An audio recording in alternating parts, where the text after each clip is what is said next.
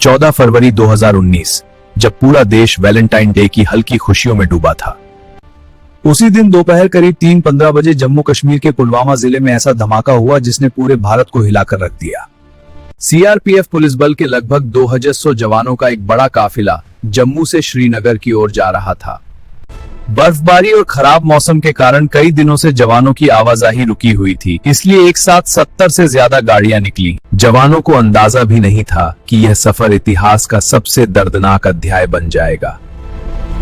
जैसे ही काफिला पुलवामा के लेथपोरा इलाके से गुजर रहा था, एक कार तेज रफ्तार से आई और बस से टकरा गई। उस कार में लगभग 300 किलो से ज्यादा विस्फोटक भरा हुआ था। टक्कर के साथ ही जोरदार धमाका हुआ, धुएं का गुबार चारों तरफ मंडरा। इस आत्मघाती हमले में 40 से अधिक सीआरपीएफ जवान शहीद हो गए। इस हमले की जिम्मेदारी पूरा देश शोक में खबर फैलते ही पूरे देश में शोक और आक्रोश की लहर दौड़ गई। हर घर में मातम था। किसी मां ने अपना बेटा खोया, किसी पत्नी ने अपना जीवन साथी, किसी बच्चे ने अपने पिता को। टीवी पर जब शहीदों की तस्वीरें आईं, तो हर भारतीय की आंखें नम थीं। लोग सड़कों पर उतर आए। भारत माता की जय, वीरों अमर रहो, भारत माता की जय। हमले के बाद भारत सरकार ने कड़ा रुख अपनाया। पाकिस्तान से मोस्ट फेवर्ड नेशन का दर्जा वापस लिया गया। अंतर्राष्ट्रीय स्तर पर पाकिस्तान को घेरने की कोशिशें शुरू हुईं। बालाकोट एयर स्ट्राइक 26 फरवरी 2019 की सुबह भारतीय वायुसेना ने पाकिस्तान के बालाकोट में आतंकी ठिकानों पर एयर स्ट्राइक की। यह कार्रवाई पुलवामा हमले का जवाब थी। भारत ने दावा किया कि बड़ी संख्या में आतंकी मारे गए। इसके बाद दोनों देशों के बीच तनाव बढ़ गया।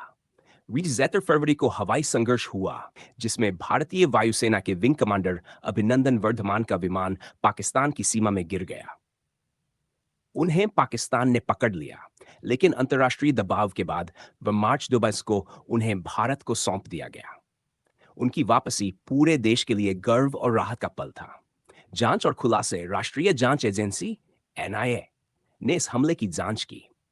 जांच में सामने आया कि स्थानीय आतंकियों और पाकिस्तान स्थित संगठनों की मदद से यह साजिश रची गई थी। हमले में इस्तेमाल विस्फोटकों और योजना का नेटवर्क कई स्तरों पर फैला हुआ था।